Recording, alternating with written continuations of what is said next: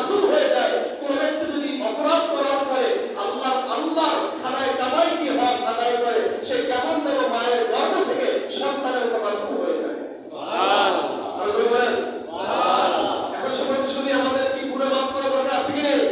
এক শ্রেণী সম্পদ আছে, এরা হজ করে না, আর এক শ্রেণী হজ ফরজ হয় নাই।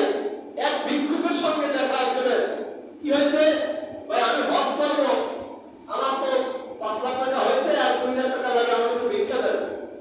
এ বাবা, হজ করার জন্য কি ভিক্ষা হয়? কথা বলুন না, হজ কি ভিক্ষা করে হয় নাকি?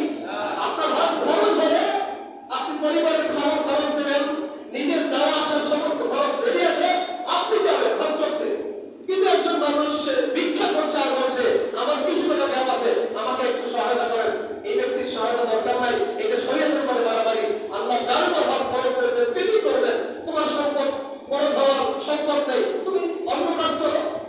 এজন্য আমাদের দায়িত্ব শরীয়তের উপরে বাড়াবাড়ি না করা হয়। সম্মানিত হাজিরিন, রাসূল পাক সাল্লাল্লাহু আলাইহি ওয়াসাল্লাম তিনি বলেছেন আর উমরাতু ইলা উমরা কাফারাতুন লিমা বাইনাহুন্না।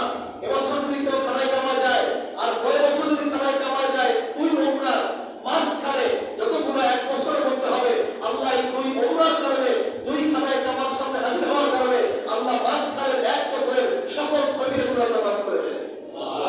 এবং নবী সাল্লাল্লাহু আলাইহি ওয়াসাল্লাম তিনি বলেছেন আল হজ্জুল মাবরুর লাইসা লাহুল জাযা ইল্লা আল জান্নাহ।